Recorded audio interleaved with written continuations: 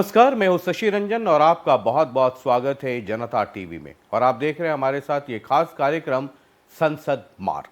जी हाँ, 2024 में एक दफ़ा फिर हर 5 साल पे होता है लोकतंत्र में। वो एक जंग होना है, लड़ाई होनी है। लोकतंत्र की यही खूबसूरती है, हर 5 साल पे जो जनता लोकतंत्र में वास्तविक तौर पे जनार्दन है, वो अपनी सरकार चुनती है। संसद पहुंचना है और संसद मार्ग पे आजकल हर खेमे से बहुत सारे रणबांकुरे हैं, योद्धा सड़क पर है। अब अगर हरियाणा के परिप्रेक्ष्य में बात करें तो 2024 में एक नहीं दो लड़ाइयां होनी है। एक तो संसद मार्ग और दूसरा एक और मार्ग है जो चंडीगढ़ जाता है। अब ये चंडीगढ़ मार्ग और संसद मार्ग दोनों एक दूसरे से कनेक्टेड होगा और दोनों का एक दूसरे पे प्रभाव पड़ेगा। आज इस संसद मार्ग की शुरुआत कर रहे हैं और 2024 तक लगातार हम भी संसद मार्ग पे ही रहेंगे और आपको अपने साथ घुमाते रहेंगे इस मार्ग पर। योद्धाओं से, मूड से, थर्मामीटर, सर्वेज, वो सब आपके पास लेकर आते रहेंगे। आज ये पहला एपिसोड है और पहले योद्धा हमने सेलेक्ट उनको किया इस एपिसोड के लिए जिनकी आजकल चर्चा बहुत है। खास करके बीजेपी जब साउथ इंडिया यानी दक्षिण भारत में पैर जमाने की कोशिश और एक रणनीति पे काम कर रही है, उसी दक्षिण हरियाणा में कर्नाटक एक राज्य है जहां पर कांग्रेस ने बहुत ही खूबसूरती से, बहुत होशियारी से, बहुत ही टैक्टफुली चुनाव लड़ा और सिर्फ चुनाव लड़ा नहीं, विजय पताका भी लहराया। अब जिन लोगों की भूमिका थी उनमें एक नाम आपको पता है, रणदीप सुरजेवाला का है और उनकी बड़ी चर्चा हो रही थी। और चुनाव के बाद यानी रिजल्ट आने के बाद सोशल मीडिया पे भी बहुत तरह की चीज़ें चल रही थी। अब आपको याद है कर्नाटक में जय श्री राम तो हो ही रहा था, बजरंग बली का भी बड़ा ज़बरदस्त नाम हो रहा था। हमने कहा संसद मार्ग में पहले योद्धा रणदीप सुरजेवाला को इसलिए भी लाया जाए कि बजरंग बली के ननिहाल से आते हैं, कैथल से। तो रणदीप सुरजेवाला हैं, हरियाणा की अलग कहानी है। तो एक एक कर करके बात करते हैं। तो आज हमारे इस संसद मार्ग में पहले योद्धा हैं कांग्रेस के वरिष्ठ नेता रणदीप सुरजेवाला, जो हनुमान जी के ननिहाल से आते हैं। बहुत बहुत स्वागत है रणदीप जी। बहुत शुक्रिया। तो वहाँ तो हो रहा था कर्नाटक में, जय श्री राम तो होता ही है, जय बजरंग बली भी हो रहा था। और मैंने कहा कि आप तो आते ही हैं उनके ननिहाल से। तो ये कर्नाटक में तो बड़ा अच्छा परफॉर्मेंस रहा कांग्रेस का। कई लोग थे जिसमें आपकी भी बड़ी अहम भूमिका थी। कर्नाटक और उसके बाद फिर 2024 का संसद मार्ग कैसे देखते हैं? आपने दो महत्वपूर्ण बातें उठाई। भगवान राम हैं क्या? कौन हैं? भगवान राम त्याग हैं, बलिदान हैं। भगवान राम उपासना तो हैं ही, पर भगवान राम त्याग की प्रतिमूर्ति हैं, कर्तव्य का बोध हैं। वो हर आदमी के लिए आदर्श हैं। आदर्श क्यों हैं भगवान राम? क्योंकि वो त्याग की प्रतिमूर्ति हैं, प्रेम का समुंदर हैं और कर्तव्य का बोध हैं। और हनुमान कौन हैं? हरियाणा के लोग तो खैर हनुमान जी के वंशज माने जाते हैं। कपिस्थल, कैथल तो हनुमान जी की, भगवान शिव जी की, खाटू श्याम जी की तपोभूमि है। पर हनुमान जी मर्यादा पुरुषोत्तम राम के अनुयायी तो हैं, पर उसके साथ साथ हनुमान जो हैं वो त्याग और बलिदान की प्रतिमूर्ति हैं। अब आप मुझे बताइए, भगवान राम और हनुमान जी को जो हिंसा और विभाजन के लिए भाजपा जैसी पार्टी या प्रधानमंत्री मोदी इस्तेमाल करें, तो आप क्या सोचते हैं कि अगर आज भगवान राम या हनुमान जी, और वो तो कण कण में हैं जहां देख रहे होंगे, तो वो क्या सोच रहे होंगे ऐसे व्यक्तियों और दलों के लिए? सवाल 2024 का है। 2024 का चुनाव रोजी रोटी का चुनाव है, बेरोजगारी पर काबू पाने का चुनाव है। टमाटर 150 रुपये है, दाल 150 से 200 रुपया है। लोगों की थाली में खाना नहीं है, गरीब भरपेट खाना खा के सो नहीं पाता इस देश में।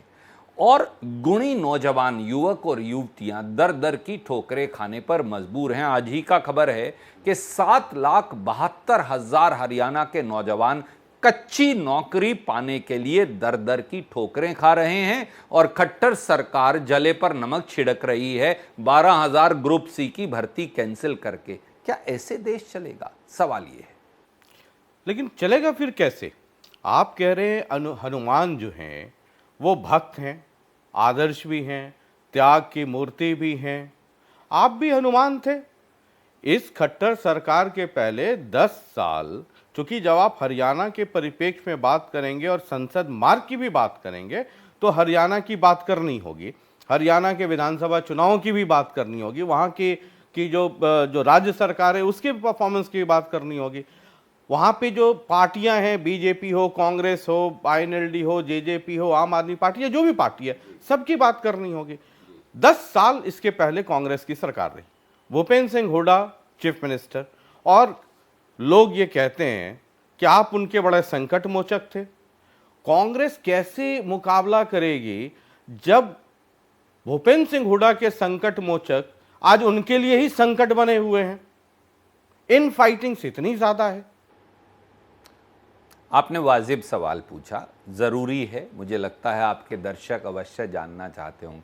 मैं कल भी हनुमान था कांग्रेस का, आज भी कांग्रेस का हनुमान हूँ, वो कर्नाटक हो या हरियाणा। कभी तो आप भूपेंद्र सिंह हुड्डा के भी, आप उस हरियाणा सरकार के भी आप संकट मोचक हुआ करते थे। तो मैंने कहा किसान आंदोलन हो जाए, ट्रेन रुक जाए, रणदीप सुरजेवाला को भेज दो, यहाँ कुछ बवाल हो गया वहां भेज दो। तो ये संकट मोचक जो हैं वो भूपेंद्र सिंह हुड्डा के लिए संकट हो गए, उनके आने वाली पीढ़ियों के लिए संकट हो गए। देखिए, मैं कांग्रेस का संकट मोचक कल भी था, आज भी कांग्रेस का सेवक हूं और कार्यकर्ता हूं। जिस बात को आपको संकट लगता है वो कांग्रेस में एक स्वस्थ प्रतिस्पर्धा की परंपरा है। शशि जी, मैं आपको एक बात कहूंगा आपके दर्शकों को, क्या राजनीति में महत्वाकांक्षा और प्रतिस्पर्धा ये अनिवार्य नहीं है? क्या खट्टर साहब को हटाकर हमारे एक और केंद्रीय मंत्री और उनकी बेटी, जिन्होंने बयान ही दिया है कि भैया खट्टर को हटाना है तो इकट्ठे हो जाओ, मैंने तो नहीं कहा, हमारे एक सम्मानित केंद्रीय मंत्री हैं उन्होंने और उनकी बेटी ने ही कल कहा। क्या दूसरे लोग भारतीय जनता पार्टी में खट्टर साहब से प्रतिस्पर्धा नहीं रखते?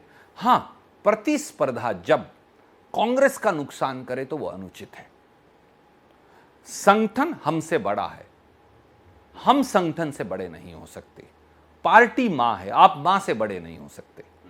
इसलिए कोई भी व्यक्ति हो, मैं हूं कोई और हो, हम सबको पार्टी की परिधि, उसके अनुशासन और उसे आगे ले जाने और हरियाणा को आगे ले जाने मैं के लिए तो काम बोल करना देते हैं, आप कोई और में नाम लेना आप थोड़ा सा हिचक जाते हैं।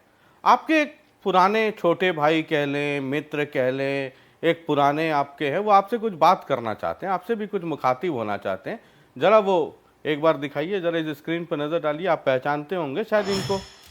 रणदीप सुरजेवाला जी हमारे बड़े भाई हैं। मैं सबसे पहले तो उनको कर्नाटका की जीत उन्होंने, वहाँ के लोगों ने, वहाँ के कार्यकर्ताओं ने सुनिश्चित करी है, उसके ऊपर बहुत बहुत बधाई देता हूँ, शुभकामनाएं देता हूँ। और क्योंकि लंबे समय तक हम लोगों ने संगठन में काम किया, वो सरकार में भी रहे, कार्यशैली तो सरकार के एक समय में संकट मोचक भी थे वो, लेकिन फिर एक समय ऐसा भी आया कि जब मैं समझता हूँ कि उनको हाशिए पर ले जाने की हरियाणा में कोशिश रही, उनको जींद बाई इलेक्शन उसमें हरवाया गया। किन लोगों ने हरवाया वो बेहतर तरीके से जानते हैं। उसके बाद उनको हरियाणा निकाला देने की कोशिश हुई, राजस्थान से राज्यसभा भेज दिया गया, वो जीते। पहली बात तो मुझे लगता है कि संगठन अब भी नहीं बन पाएगा, लेकिन बन भी गया तो फिर दोबारा वही जो कब्जाधारी हैं, फिर दोबारा जैसे ज़मीन पे, प्लॉटों पे भूमाफिया कब्जा करने आ जाते हैं, ऐसे ही ये फिर कब्जा करने के लिए पहुंचेंगे। अब कब्जा कौन छुड़वाएगा, ये अंदरूनी मामला है। हमारी शुभकामनाएं। चलिए, पहचानते हैं आप इनको? ये वो सज्जन हैं जिनके दिल्ली में गर्दन तोड़ दी गई थी एक रैली में, बड़ा परेशान रहे, बेड पे रहे जी। देखिए, अशोक तंवर जी ने और हमने कांग्रेस पार्टी के अंदर लंबे समय तक इकट्ठा कार्य किया। शायद आप नहीं जानते, युवक कांग्रेस का जब मैं राष्ट्रीय अध्यक्ष था तो उस समय भी अशोक जी युवक कांग्रेस में काम करते थे, और फिर मेरे बाद अशोक तंवर जी को भारतीय युवा कांग्रेस की जिम्मेवारी का कर्तव्य मिला। मुझे लगता है कि बहुत गर्व की बात है। किसी वजह से आज हमारे साथ नहीं, मैं उन कारणों में आपके कार्यक्रम में जाकर उसे डिरेल नहीं करूंगा।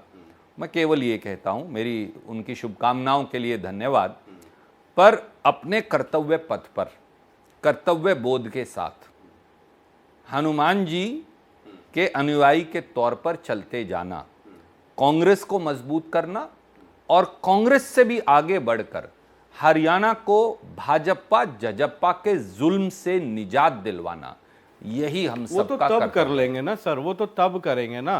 पहले अपने घर में सुख शांति हो, तब फिर आदमी बाहर मुकाबला करता है। आप, मैं जानता हूँ आप बहुत अच्छे वक्ता हैं, है ना। हिंदुस्तान में कुछ जो लोग होंगे 2 4 10, उनमें आपकी भी श्रेणी उसमें गिनती होती है। मैं सीधे आ जाता हूँ। अशोक तंवर बड़ा मुस्कुरा के कह रहे थे संकट मोचक, कब्जाधारी। अब मैं सीधे आ जाता हूँ। आपकी मीटिंग हुई बंद कमरे के अंदर, आपने भी सुना है दीवारों के भी कान होते हैं, गुप्तचर तो हर जगह होते हैं। आप लोग सभी लोगों ने भाषण दिया। मैं अब मैं सोच रहा था आप आएंगे, और मुझे पता आप नहीं आएंगे तो मुझे ही आना पड़ेगा। उस बंद कमरे में बैठक हुई। लगातार 2 महीने, 4 महीने, 6 महीने में आपके प्रभारी कांग्रेस के बदलते रहे, नए प्रभारी आ गए। उन्होंने एक मीटिंग बुलाई, और मुझे लगता है मैं भी बहुत पैनी नज़र रखता हूँ, एक लंबे ज़माने के बाद कांग्रेस के तमाम नेता अलग अलग खेमे के हरियाणा के एक जगह इकट्ठा हुए, सबका भाषण हुआ। आपने भी बहुत सारी बातें कही, किरण जी ने भी, शैलजा जी ने भी, हुड्डा जी ने भी, सब ने बात कही। उसमें एक जेपी भी हैं, उनको भी आप अच्छे से जानते होंगे। आजकल उधर हनुमान बने हुए हैं, आपको रिप्लेस किया हुआ है उन्होंने, जयप्रकाश जी ने। उनका एक भाषण हुआ जो मेरे गुप्तचरों ने बताया। उन्होंने ये कहा अपने प्रभारी को कि आधा किलो दूध देने वाली भैंस को 10 किलो चारा नहीं दे सकते हैं, और 10 किलो दूध देने वाली भैंस को आधा किलो चारा नहीं दे सकते हैं, है ना। बाद में बाहर निकले तो दुखी थे। उनके एक साथी ने पूछा कि कह तो दिया आपने। बोला ना, मैं ये कहना भूल गया कि इंचार्ज साहब इस पे भी ध्यान रखिएगा कि कुछ भैंस जो है दिखाता तो बहुत ज़्यादा है लेकिन दूध कोनी। अब इसका मतलब क्या है? इसका मतलब ये है कि भूपेंद्र सिंह हुड्डा का जलवा है हरियाणा में। बाकी जितने लोग बोल रहे हैं, कोई आधा किलो दूध, कोई 1 किलो दूध, कुछ लोग तो अपने विधानसभा से हार गए तो उनको कह दिया कि तो दूध ही नहीं है, तो उनको उस मुताबिक वेटेज मिलना चाहिए। देखिए, 2 पहलू आपकी बात के हैं। आप ये कहना चाहते हैं, अगर मैं शशि जी ठीक समझा हूँ, कि चौधरी भूपेंद्र सिंह हुड्डा के और हमारे बड़े मतभेद हैं, और वो प्रत्यक्ष या परोक्ष तौर से सिर्फ आपके ही नहीं, भूपेंद्र सिंह हुड्डा वर्सेस रणदीप सुरजेवाला, भूपेंद्र सिंह हुड्डा वर्सेस कुमारी शैलजा, भूपेंद्र सिंह हुड्डा वर्सेस किरण चौधरी, है ना। बाकी जो लोग वर्सेस वाले थे अब तो खैर। तो इसलिए मैं समझूंगा कि आप मेरी बात का जवाब, आपके सवाल का जवाब जरूर सुनेंगे। प्रतिस्पर्धा शत्रुता नहीं है। प्रतिस्पर्धा और महत्वाकांक्षा उचित है। पार्टी किसी एक व्यक्ति की नहीं, ना मेरी ना चौधरी भूपेंद्र सिंह हुड्डा की। पार्टी का नाम है भारतीय राष्ट्रीय कांग्रेस। उसके अध्यक्ष खड़गे साहब हैं, हमारे नेता राहुल जी, सोनिया जी, प्रियंका जी। हमारे पास एक अच्छा बड़ा नेतृत्व है, उनका मार्गदर्शन हमें सदा मिलता है। ना हुड्डा जी, ना मैं, ना शैलजा जी, ना किरण जी, ना कैप्टन अजय यादव जी, ना कोई और साथी। हम में से पार्टी किसी एक व्यक्ति की नहीं, पार्टी इस संगठन के कार्यकर्ताओं की भी है। ये 6 नेता ही निर्णय कर देंगे क्या? इन 6 नेताओं के अलावा कांग्रेस नहीं है क्या? कांग्रेस कांग्रेस के कार्यकर्ता की है। हमको नेता कांग्रेस के कार्यकर्ता ने बनाया है, लोगों ने बनाया है, पार्टी की नीति और विचारधारा ने बनाया है। तो ये हुड्डा साहब को नहीं समझाया आपने? समझाने की जरूरत नहीं, वो खुद तजर्बेकार हैं और वो इस बात को जानते हैं। वो लोग जो सही नहीं हैं, उनकी कोई छीटाकशी की टिप पर टिप्पणी करना मैं उचित नहीं मानता, क्योंकि जिनका सामान 4 व्हीलर में लदा है, जो खुद ये कहते हैं, और जो 5-5, 7-7, 8-8 पार्टियां बदल चुके हैं, मैं उन पर क्यों टिप्पणी करूं। बात बड़ी सीधी है। ये पार्टी ना भूपेंद्र सिंह हुड्डा जी की है, ना रणदीप सिंह सुरजेवाला की है, ना कुमारी शैलजा की है, ना किरण चौधरी की है, ना कैप्टन अजय यादव की है, ना एक्स की है, ना वाई की है। ये कांग्रेस की है, और कांग्रेस के कार्यकर्ता की है। तो उस ये मीटिंग व्यक्तिवाद जो है, उस मीटिंग में सर सब लोग अपार्ट फ्रॉम हुड्डा जी, आप थे, किरण जी, शैलजा जी, जितने लोग थे, इन लोगों ने यही कहा ना कि पिता पुत्र का कब्जा हो गया है ना, घोषणाएं हो रही हैं। आपने अपने भाषण में ये कहा उस बंद कमरे में, जो गुप्तचर अगर सही, मेरे गुप्तचर सही हैं और उनका इन्फॉर्मेशन सही है, आपने ये भी कहा कि कांग्रेस को जिस तरीके से खट्टर सरकार पे हमलावर होना चाहिए वो हमलावर नहीं है। हालांकि हुड्डा साहब ने बाद में उसका जवाब दिया, लेकिन आपने भी ये रेस किया। देखिए, कांग्रेस की किरण चौधरी ने कहा कि 2, 3, 4, 5 लोग बैठ करके फैसला करते हैं, हमसे तो कोई पूछता ही नहीं है। कांग्रेस की आंतरिक मीटिंग में क्या होगा या क्या परिचर्चा होगी, मुझे नहीं पता आपके गुप्तचर क्या कह रहे हैं। कम से कम मैंने कभी कांग्रेस की आंतरिक मीटिंग की परिचर्चा को पर बाहर ना टिप्पणी की, ना चर्चा की, ना मैं करूंगा। आप चाहे बहुत सटीक सवाल पूछते हैं, मुझे कितना भी प्रवोक करें, मैं कांग्रेस की आंतरिक मीटिंग पर चर्चा सवाल नहीं प्रवोक करूंगा। करने का नहीं है, पर आपने क्योंकि 2 पहलू उठाए, उनका जवाब जरूर दूंगा। 3 बातें समझ लें हम सब, उसमें ना भूपेंद्र सिंह हुड्डा जी की असहमति, ना मेरी, ना किसी और की। आज हरियाणा में भाजपा जजप्पा सरकार सर के बाल से पांव के नाखून तक भ्रष्टाचार में ग्रस्त है।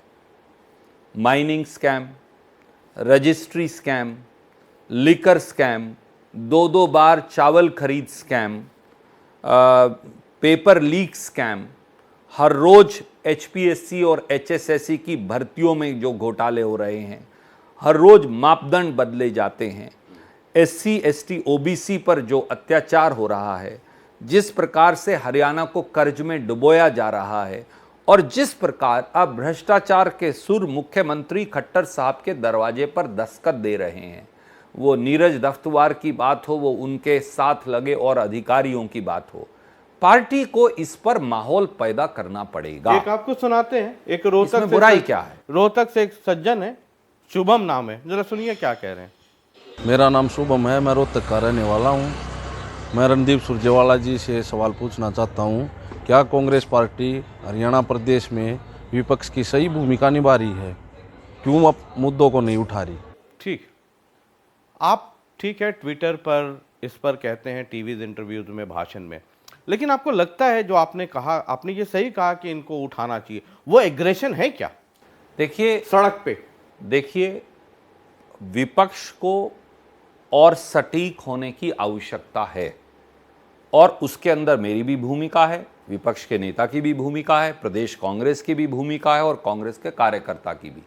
हर रोज आप बेहतर बन सकते हैं, हर रोज आप लोगों की बेहतर आवाज उठा सकते हैं।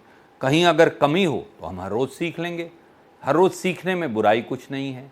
मुझे लगता है, और ये मैं लगातार कांग्रेस पार्टी की हरियाणा की इकाई को हाथ जोड़कर हमारे अध्यक्ष उदय भान जी को भी अनुरोध करता हूं, और दूसरे मित्रों को भी, कि कांग्रेस को अपनी जो लोगों की आवाज पैनी धार से उठानी पड़ेगी। अभी वो कर रहे हैं, मैं समझता हूं कि हमें और पैने तरीके से, और सटीक तरीके से, और पॉइंटेड तरीके से, किस प्रकार से दक्षिण हरियाणा से लेकर उत्तरी हरियाणा तक उनकी अनदेखी हो रही है, लूट मची है, कोई किसी प्रकार की सुविधा नहीं है, अस्पताल में डॉक्टर नहीं है, स्कूल में मास्टर नहीं है, सड़कें टूटी पड़ी हैं, लोग त्राहिमाम हैं, भाजपा के खुद के लोग गालियां दे रहे हैं, जजप्पा के लोग रिवोल्ट कर रहे हैं।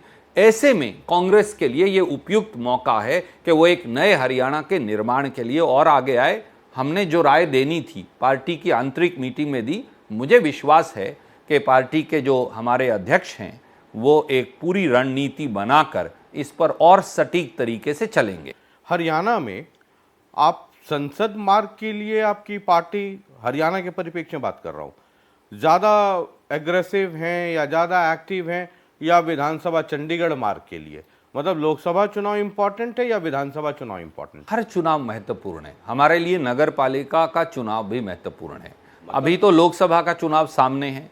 हरियाणा में आप जानते हैं, ये तो प्रधानमंत्री मोदी जी निर्णय करेंगे उनके लिए कि वो इकट्ठे करवाएंगे चुनाव या अलग अलग। चलिए वो तो अलग तरह की अटकलें हैं। पर हरियाणा में लोकसभा चुनाव पहले आएगा। हमने बाकायदा इस पर मंत्रणा की है। पहले फोकस लोकसभा पर करेंगे और फिर विधानसभा। कांग्रेस की एक्टिविटीज को देख के लगता तो नहीं है कि मतलब आपका लोकसभा पे फोकस है? मुझे ऐसा नहीं लगता। मुझे लगता है, देखिए, लोकसभा हो या विधानसभा हो, कुछ मुद्दे राष्ट्रीय रहेंगे, कुछ मुद्दे प्रांतीय रहेंगे। पर प्रांतीय मुद्दों का असर लोकसभा पर होता है और राष्ट्रीय मुद्दों का असर हमेशा विधानसभा पर होता है। आपने देखा है हरियाणा के परिप्रेक्ष्य में, दिल्ली में जो होता है यानी लोकसभा में, उसका असर, मैं नहीं कहता रेप्लिकेट हो जाएगा, उसका असर विधानसभा पर डायरेक्टली पड़ता है। मैं तो इसलिए हमें दोनों की तैयारी करनी है। रणदीप जी, मैं इसलिए पूछ रहा हूं क्योंकि आपका तो विधानसभा के लिए मैनिफेस्टो आ गया है। नहीं पता क्या आपको? बोलिए, आप सवाल पूछिए। मैनिफेस्टो आ गया, लोकसभा के लिए नहीं आया लेकिन विधानसभा के लिए मैनिफेस्टो आ गया क्या? देखिए, कांग्रेस पार्टी में अगर कांग्रेस पार्टी प्रदेश के लोगों को राहत देने के लिए कुछ कदम उठाने का वादा करती है तो उसमें आपको या किसी और को क्यों ऐतराज हो? ना, मैं तो 500 रुपए में गैस सिलेंडर, 300 यूनिट बिजली, मुफ्त बिजली, 6,000 रुपये हर महीने बुढ़ापा पेंशन, 2 लाख खाली पड़े सरकारी पदों पर नौकरी, पुरानी पेंशन योजना बहाल, गरीब परिवारों को 100 मैंने कहा हो सकता है आप व्यस्त रहते हैं, शायद ना पता हो, तो इसमें एक तरफ भूपेंद्र सिंह हुड्डा है और एक तरफ आपके प्रदेश अध्यक्ष है। अब हो सकता है आपने ना नजर पड़ी हो तो मैंने गिफ्ट लेता आया कि... अब मैं आपसे एक सवाल पूछता हूँ जी, क्या हरियाणा में, आप तो सिर्फ कांग्रेस की सरफुटअव्वल की तरफ इशारा कर रहे हैं, मैं आपसे एक बड़ा सवाल पूछता हूँ, मैं दूसरों पे भी आऊंगा जी, क्या हरियाणा में खाली पड़े सरकारी पद नहीं भरे जाने चाहिए? और क्या बतौर विपक्ष के हमारा ये जिम्मेवारी नहीं कि वो पद भरे जाएं? इसमें क्या बुराई है?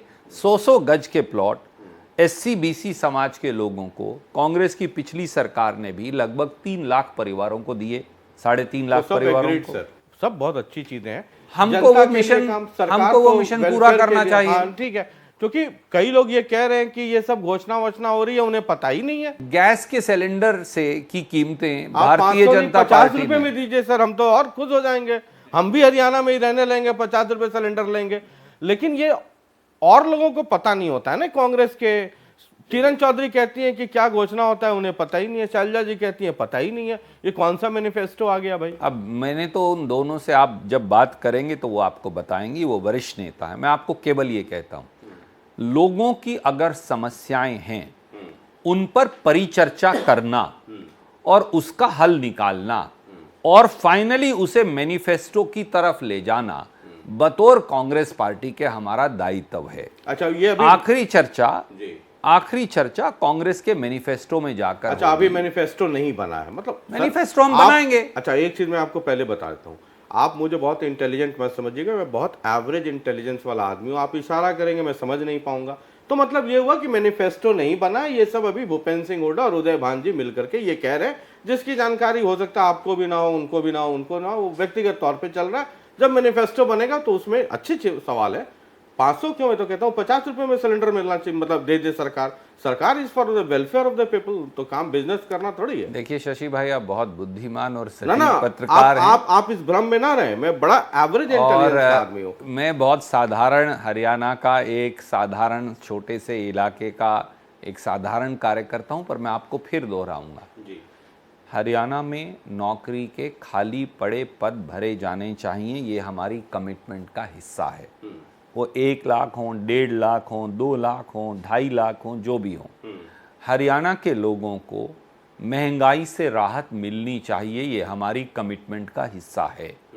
हरियाणा के लोगों को, गरीब जो हमारे भाई हैं SC समाज के, बैकवर्ड क्लास समाज के, उनके लिए हमें राहत देनी है, ये हमारी कमिटमेंट का हिस्सा है और हम उस कमिटमेंट को पूरा करेंगे। हमारा जो सकारात्मक एजेंडा है, हम आलोचनात्मक भी रखेंगे, हम सरकार को आईना भी दिखाएंगे और हम पॉजिटिव एजेंडा भी रखेंगे। हम आपस में भी सारे नेतागण परिचर्चा करेंगे, कार्यकर्ताओं की राय भी लेंगे और फिर उसको लोगों में फेंक कर देखेंगे कि कहां सबसे अच्छा रेजोनेंस आता है, लोग क्या चाहते हैं और हम उसे लागू कर देंगे। परिचर्चा करें वो तो ठीक है, लेकिन किसी रैली में किसी का गर्दन तोड़ दें तो वो तो ठीक नहीं है ना। मतलब परिचर्चा तक रहे तब तक तो ठीक है। ये आप बार बार दिखाते हैं ना कि ऐसे है, फिर इसको ऐसे करते हैं, ये ताकत हो जाती है। मतलब उंगलियां ठीक रहे तब तो सर ऐसे ताकत बनती है। बहरहाल आप जब कर्नाटक से आए तो व्यस्त थे, सरकार बनी, ये सब हुआ, फिर आप कैथल गए। तो मैंने आपको कहा कि मैं बड़ा एवरेज इंटेलिजेंस का आदमी हूँ, तो मेहनत थोड़ा ज़्यादा करनी पड़ती है, जाके बहुत सारी चीज़ें समझ में नहीं आती हैं मुझे।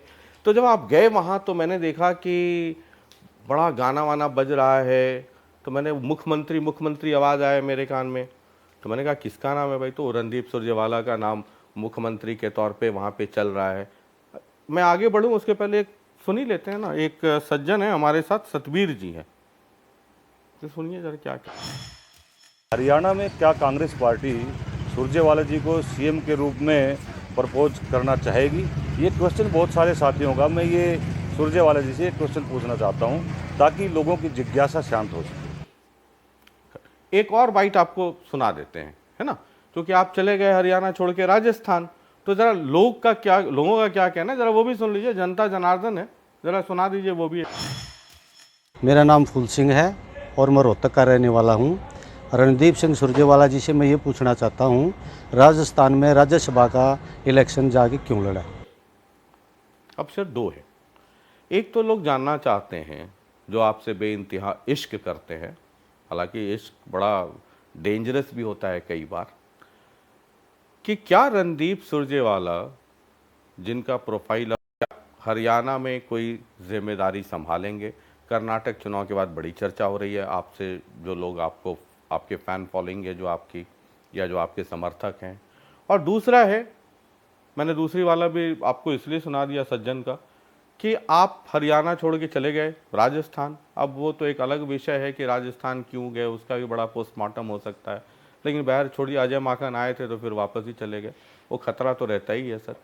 तो क्या रणदीप सुरजेवाला हरियाणा में एक्टिवली इन्वॉल्व होने के लिए और ज़्यादा विधानसभा चुनाव लड़ेंगे, क्योंकि आपका राज्यसभा का कार्यकाल बहुत ज़्यादा है, तो क्या रणनीति है?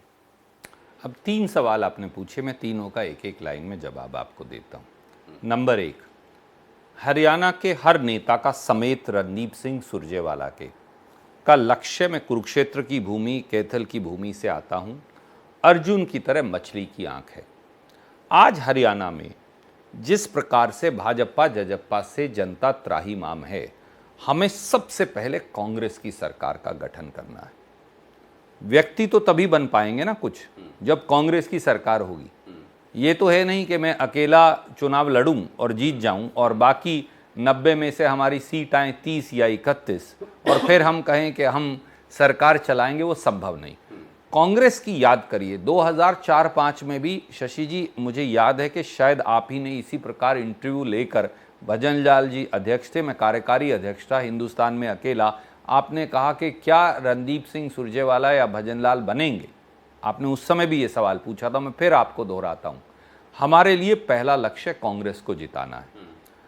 व्यक्तियों की महत्वाकांक्षा हो सकती है, मेरी भी है, राजनीति में आगे बढ़ना स्वाभाविक है। पार्टी हमारी मां है, आखिर में पार्टी निर्णय करेगी। कोई साथी ये चाहते हैं कि हरियाणा का नेतृत्व करने का मुझे मौका मिले, कोई साथी चाहते हैं कि शैलजा जी को मिले, कोई साथी चाहते हैं किरण जी को मिले, कोई साथी चाहते हैं भूपेंद्र सिंह हुड्डा जी को मिले। ये एक स्वस्थ जो है राजनीति की परंपरा है।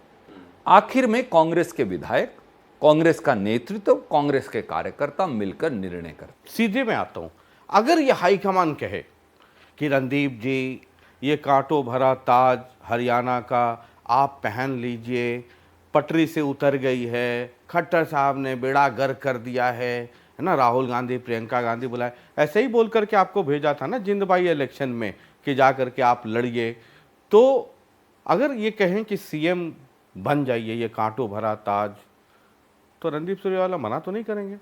मैंने आपको बड़े स्पष्ट शब्दों में कहा, मुझे नहीं पता शशि भाई आप क्यों नहीं समझ पा रहे हैं। मैंने कहा मैं एवरेज इंटेलिजेंस का आदमी हूं, इतने बुद्धिमान मैं पत्रकार नहीं बुद्धिमान। हम सबकी महत्वाकांक्षा है, पर पार्टी हमारी महत्वाकांक्षा से बड़ी है।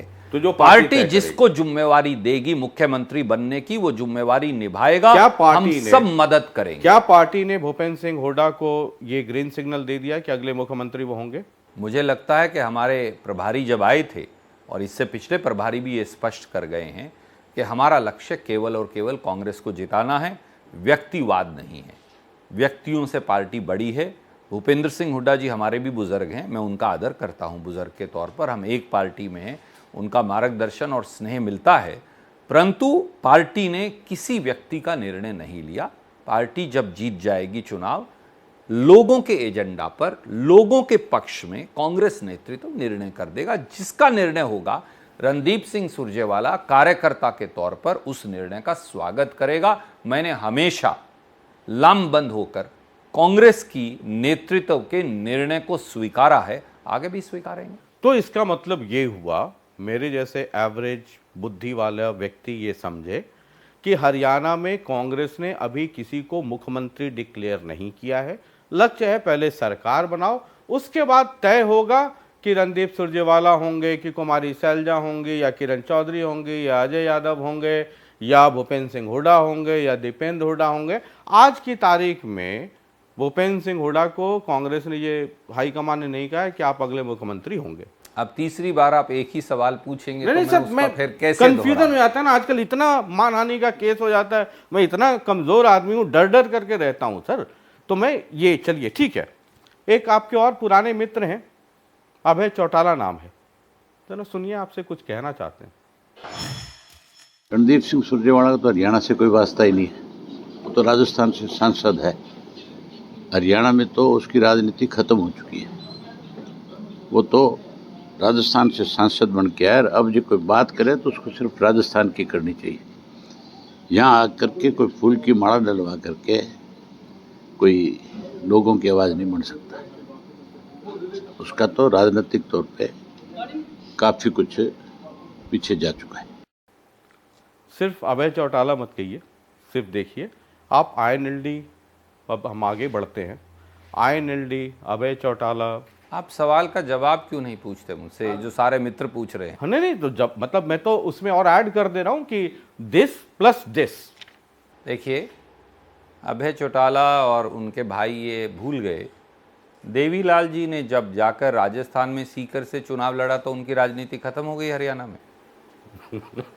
मैं आपसे पूछता हूँ जी, जब उनके भाई पड़ोस में राजस्थान से विधायक बन गए तो उसके बाद अब उनको हरियाणा में देवीलाल और चौटाला परिवार की एंट्री बैन हो जानी चाहिए। पार्टी के पास हरियाणा में राज्यसभा की सीट नहीं है, आप भी जानते, मैं भी जानता हूं। पार्टी ने ये चाहा, हुक्म किया कि उन्हें मेरी आवाज, मेरी कार्यशैली, मेरी भूमिका संसद के अंदर चाहिए। उन्होंने राजस्थान के अंदर, हमारे पास विधायकों का संख्या बल था, मुझे वहां से चुनाव लड़वा दिया। उसका यह मतलब तो नहीं है कि मेरी कर्म भूमि, मेरा रास्ता, मेरी जमीन, मेरे संस्कार, मेरी संस्कृति, मेरा मोह, मेरा लगाव मेरी अपनी मिट्टी से टूट जाए। मैं कल कर्नाटका चला गया प्रभारी बन के, तो फिर अगर इन महानुभाव का अगर आप लॉजिक सही माने तो फिर तो मुझे अब कर्नाटका शिफ्ट कर जाना चाहिए। नहीं, मतलब लोग ये कहते हैं ना कि रणदीप जी बहुत होशियारी से, हर मूव उनका बड़ा कैलकुलेटेड होता है, बहुत होशियार व्यक्ति हैं, बहुत परिपक्व व्यक्ति हैं, गंभीर व्यक्ति हैं। भाई, मैं तो बड़ा सीधा आदमी हूं ना, उस सीधा ही परिपक्व होता है। मैं बड़ी सिंपल बात आपको आज कहना चाहता हूं, एक सेकंड में आप जरूर सुनिए। मैं पार्टी की लाइन का पक्का सिपाही हूं। पीढ़ी दर पीढ़ी जो कांग्रेस ने कहा वो हमने किया, जो प्रांत के हक में है वो किया। मैं दिल्ली रहूं, मैं कर्नाटक रहूं, मैं राजस्थान जाऊं, मैं गुजरात जाऊं, मैं जम्मू कश्मीर जाऊं, ये इस देश का हिस्सा असम जाऊं, और पूरे देश के अंदर लोग कांग्रेस पार्टी के कार्यकर्ता के तौर पर मुझसे स्नेह भी करते हैं, सम्मान भी देते हैं। बहुत सारे मित्र आज बड़े बड़े पदों पर बैठे हैं, हमारी तो उनके मुकाबले में हैसियत ही नहीं। सुखविंदर सुक्खू जी तो मेरे स्टेट प्रेसिडेंट थे। हमारे एक और मित्र हैं जो छत्तीसगढ़ के मुख्यमंत्री हैं, वो मेरे साथ डिस्ट्रिक्ट यूथ कांग्रेस प्रेसिडेंट थे, पर मैं वो दोनों मुझसे बड़े हैं, मैं उनकी इज्जत करता हूं। मैंने आपसे ईश्वर करे कि जो सुक्खू जी को मिला, नहीं, जो मैंने बघेल साहब को मिला, वो भी आपको नहीं, मिला। आपकी शुभकामनाओं के लिए धन्यवाद, पर मेरी लाइन बिल्कुल सही है। कल पार्टी मुझे कहे रणदीप तुमको यहां दफ्तर के अंदर कुर्सी पर बैठकर कांग्रेस के कार्य एक कड़वी बात बोलूं कि यहाँ चौकीदारी करनी मैं करूंगा। एक कड़वी बात बोलिए ना, कड़वी बात बोलने के लिए तो आप हैं ही लोग मशहूर। कहते हैं, अब कितना सही कहते हैं कितना गलत कहते हैं मुझे नहीं पता, कि भूपेंद्र सिंह हुड्डा की जो लॉबिंग है हरियाणा में, आप राज्यसभा हरियाणा से इसलिए नहीं लड़कर के आपने सेफ जोन देखा कि वहां भूपेंद्र सिंह हुड्डा का कोई आपको मुश्किलों वाला मतलब कोई सामना ना करना पड़े। अजय माखन आए थे, क्या हुआ आपको पता है। तो वो सेफ रहने के लिए और भूपेंद्र सिंह हुड्डा के आतंक से बचने के लिए आप राजस्थान चले गए। मुझे लगता है कि इस प्रकार की बातों के अंदर ना क्योंकि ऐसी बहुत चर्चा है, ना कोई बुनियाद है ना सच्चाई है। ठीक है, देखिए, श्री मल्लिकार्जुन खड़गे और श्री राहुल गांधी, उनका जो नेतृत्व है, पार्टी ने ये निर्णय किया, यहाँ पर हमारे पास पूरा संख्या बल नहीं था और कांग्रेस अगर यहाँ से 3 सीट जीत सकती तो मुझे यहाँ भेज देते। यहाँ कांग्रेस की बात अटकी हुई थी। उन्हें ये लगा कि एक ऐसा व्यक्ति है जिसकी आवाज़, कांग्रेस की आवाज़ को संसद में लेकर जाना और कांग्रेस की बात को उठाना, जनता की बात को उठाना आवश्यक है। उन्होंने मुझे राजस्थान भेज दिया। हो सकता है वो मुझे हैदराबाद भेज देते, हो सकता है वो मुझे कर्नाटक भेज देते। राज्यसभा में जाने के लिए प्रांत में से ज़्यादा महत्वपूर्ण है आपकी आवाज़, आपकी कार्यशैली, आपकी काबिलियत। और मैं आपके इस चैनल पर कहूँगा, मैं धन्यवादी हूँ कांग्रेस पार्टी का, जिन्होंने मेरे जैसे एक छोटे से कार्यकर्ता को इस लायक समझा कि वो दूसरे प्रांत से भी आवाज़ बनकर, मैं राजस्थान की आवाज़ भी उठाऊंगा, मैं कर्नाटक की भी उठाऊंगा, पर मैं मेरी रणभूमि हरियाणा की आवाज़ भी उठाऊंगा। आगे बढ़ते हैं। एक आपके और पुराने परिचित हैं, जरा उनको भी सुन लीजिए, पहचान जाएंगे आप। इंदिरा जी को बरुआ ने, आसाम के मुख्यमंत्री ने कहा था, Indira is India, India is Indira. उसी तरह भाई मेरा अजीज रणदीप सुरजेवाला राहुल गांधी को उसी तरह की भाषा में उसकी भाटगिरी कर रहा है, परंतु ना तो इंदिरा इंडिया थी और ये भाई तो इसके तो डीएनए में मामा पक्ष का अंश ज़्यादा है। मैं तो चौधरी भूपेंद्र हुड्डा को कहना चाहता हूँ कि दीपेंद्र को राहुल गांधी के पीछे पीछे, हरियाणा में तो राहुल गांधी से ज़्यादा टीआरपी चौधरी भूपेंद्र सिंह हुड्डा की है। इस देश की सच्चाई ये है, तीसरी बार नरेंद्र भाई मोदी देश ने प्रधानमंत्री स्वीकार कर लिया है। और ये जो ट्विटर प्रधान है और ये बयानबाजी में जो प्रधान है, देश से उनको सबको देख रहा है। अब मैं तो मुझे कुछ बोलने की जरूरत नहीं है। मैं ही जवाब दे दूं। देखिए, पंडित जी हमारे बुजुर्ग हैं। ये वही पंडित जी हैं जब आप जींद बाई इलेक्शन में नॉमिनेशन फाइल कर रहे थे तो ये ऊपर से कृष्ण मिड्ढा का करके आए, और मुझे लगता है अभी जो आपके कांग्रेस की जो मीटिंग हुई सब लोग इकट्ठा थे, तो जींद बाई इलेक्शन मुझे याद आ रहा है अभी, इसके पहले वही एक मौका था जिसमें कांग्रेस के सब लोग, तब तो कुलदीप बिश्नोई भी इधर ही हुआ करते थे, वो भी मौजूद थे, और यही रामविलास शर्मा हैं जो हुड्डा जी को कहा था कि आपका कांटा निकाल दिया।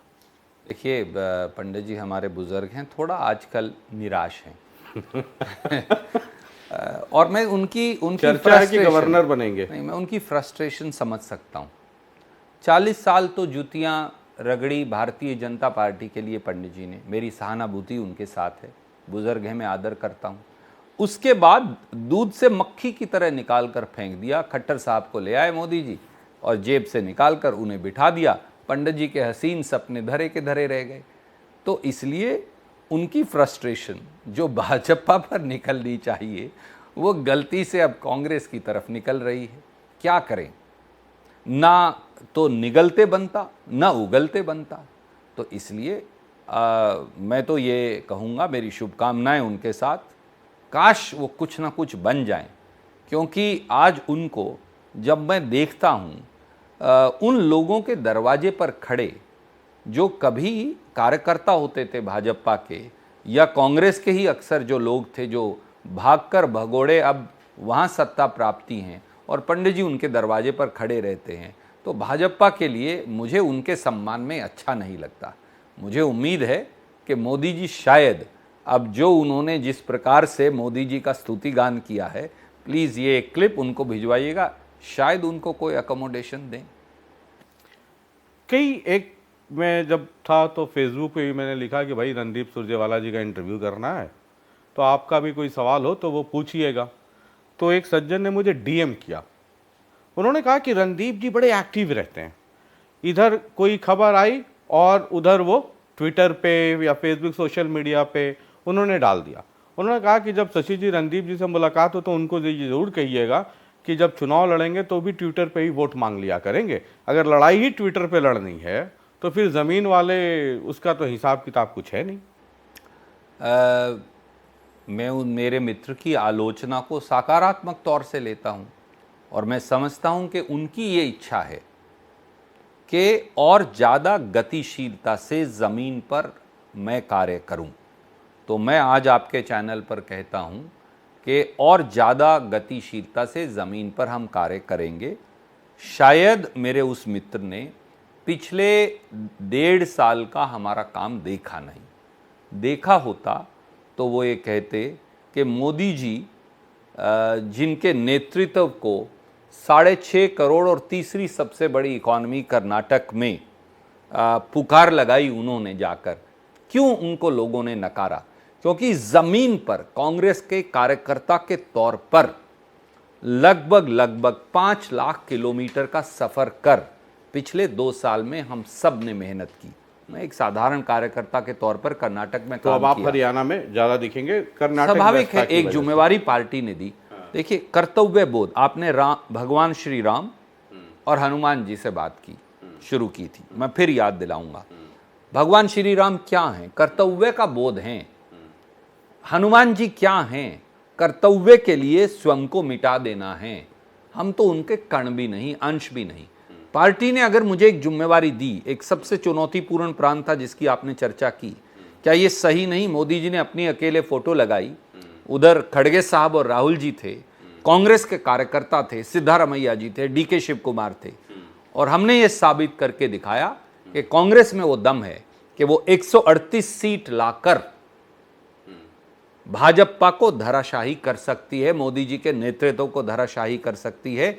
ये जमीनी काम से हुआ, ट्विटर से नहीं हुआ। अरे सर, तो इसीलिए तो लोग कह रहे हैं ना कि हरियाणा में भी है 90, ले आइए 131, 121, 111, 2 और सज्जन है। नहीं, 90 में से 67 आई थी पिछली बार 2005 में। मैं आपको आज कहता हूं उसके बाद फिर 2000 कम भी आई, 2009 भी हुआ, 14 भी हुआ। हारे, हम दोबारा उसी टारगेट को पार करके दिखाएंगे। मैं रणदीप सिंह सुरजेवाला से सवाल करना चाहूँगा कि जींद उपचुनाव के दौरान यहाँ ऐसी गलियों में वोट मांगने आए जहाँ पे कोई मतलब जाने में बेबस हो जाए। मैं रणदीप सिंह से ये बात पूछना चाहूँगा कि उपचुनाव के बाद आज तक हमने कभी रणदीप सुरजेवाला की गाड़ी नहीं देखी, तो रणदीप सुरजेवाला तो खड़े दिखेंगे। एक और रिएक्शन है, वो भी सुनी लीजिए, समय अब जी। श्री रणदीप सिंह सुरजेवाला जी, उनसे मैं एक सवाल पूछना चाहता हूं कि सुरजेवाला जी, आप कैथल में खुद चुनाव के मैदान में उतरेंगे या अपने परिवार में से किसी को चुनाव के इस रण क्षेत्र में उतारेंगे? ठीक है, इसमें सिर्फ एक ऐड कर देता हूं।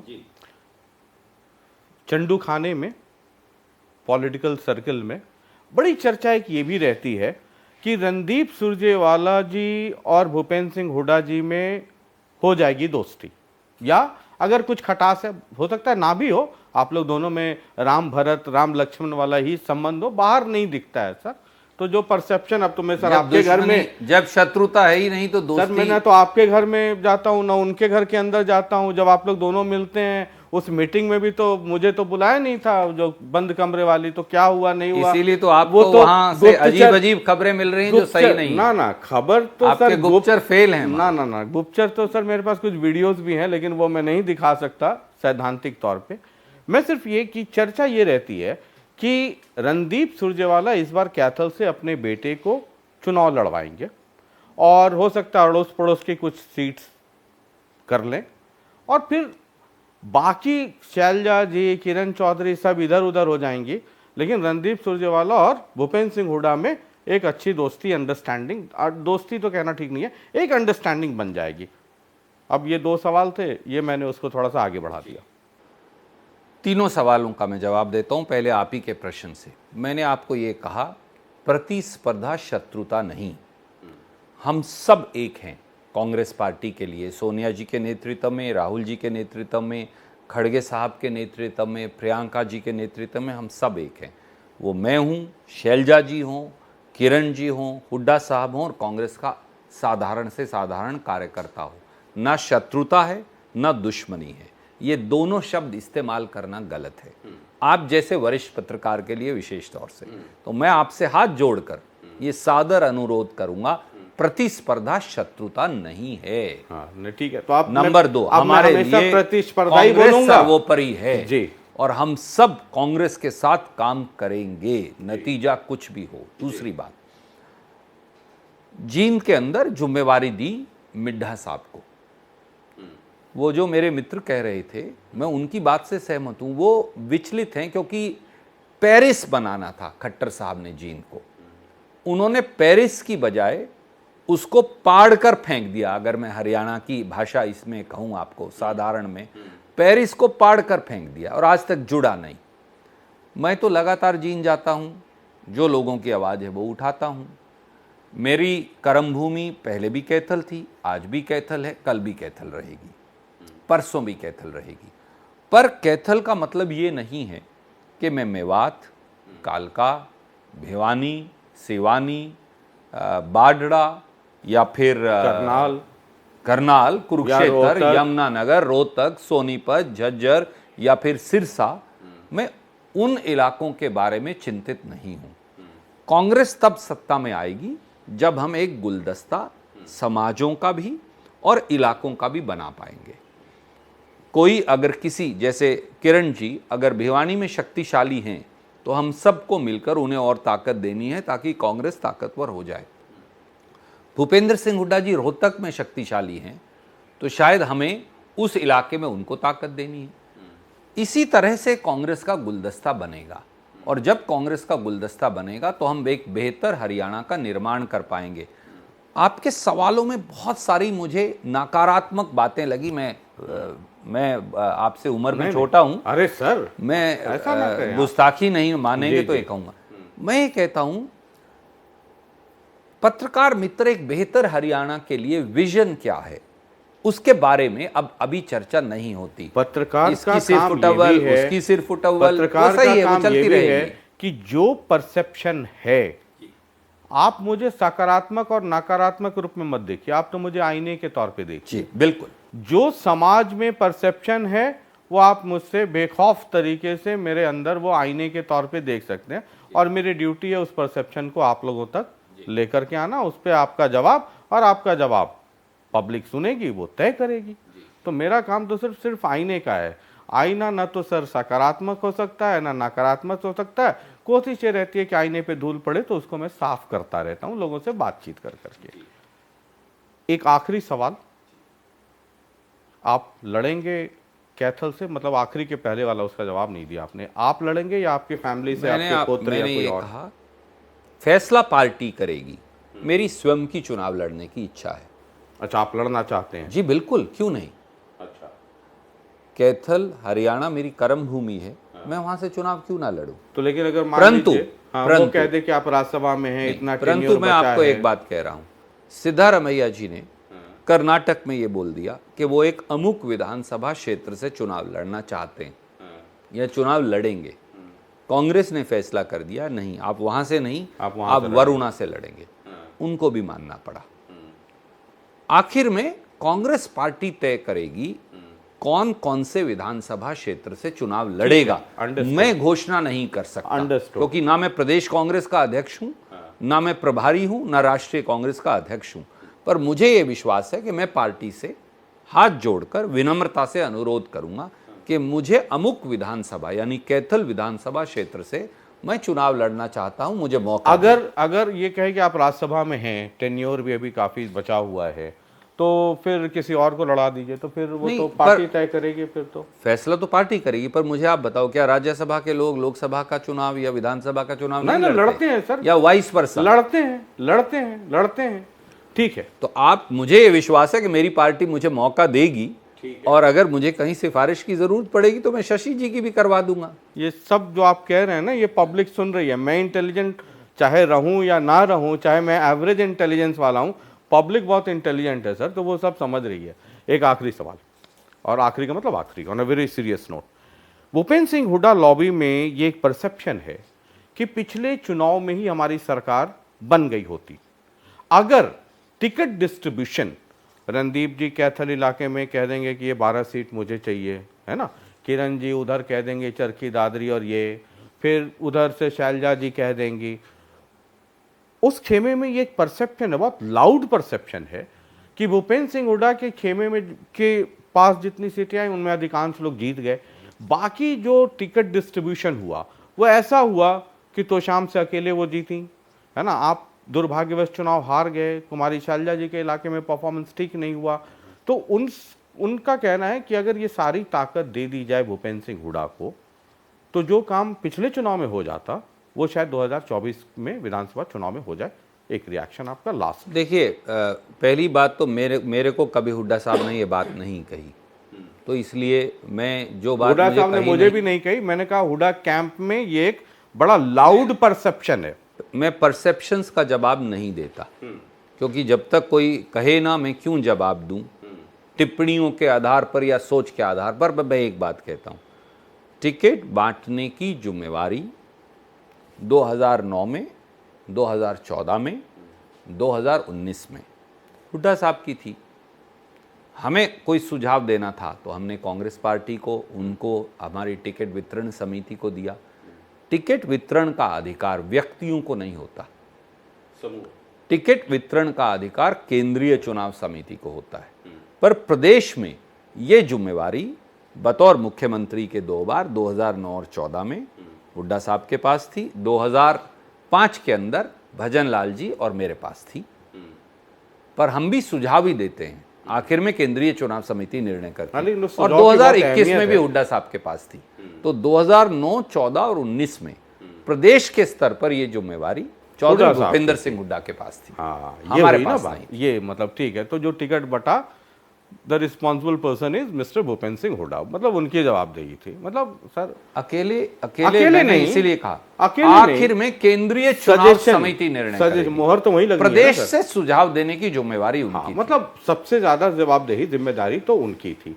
तो मैं ना तो पीसीसी प्रेसिडेंट था, ना सीएलपी लीडर था, मैं तो कार्यकारी अध्यक्ष था 2005 में जी, जब भजन लाल जी और मैं थे, तब 67 सीट आई थी कांग्रेस की। उसके बाद पार्टी ने अभी तक मुझे वो जिम्मेवारी नहीं दी। जब देंगे तो आप मुझसे सवाल पूछिएगा। एक आखिरी, हालांकि ये तो आखिरी ही था, लेकिन क्या करूं, दिमाग में घुस जाती है बात, ये आपका संगठन बन जाएगा या जैसे चल रही है गाड़ी में चलता रहेगा? क्योंकि कई चुनाव तो बिना संगठन के भी लड़ी लिए ना आप लोग, 8-9 साल हो गए, पता नहीं, शायद आपको ज्यादा पता होगा। कांग्रेस का संगठन बनेगा, मजबूत संगठन बनेगा, हम सब उस संगठन के हिस्सा बनकर काम करेंगे। कब तक? और हम चुनाव जीतेंगे। इसका निर्णय प्रदेश कांग्रेस के अध्यक्ष और हमारे प्रभारी महासचिव करेंगे, क्योंकि ये मेरे अधिकार क्षेत्र में नहीं है बतौर कार्यकर्ता के। चलिए, बहुत बहुत शुक्रिया रणदीप जी बातचीत करने के लिए।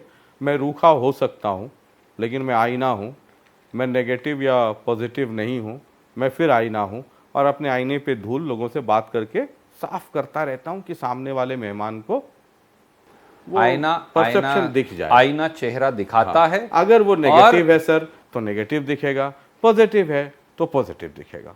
मुझे विश्वास है कि आपके आईने में हरियाणा की बेहतरी के लिए हम सब मिलकर काम कर पाए। बहुत कुछ इस आईने में सर आज बहुत कुछ दिख गया है।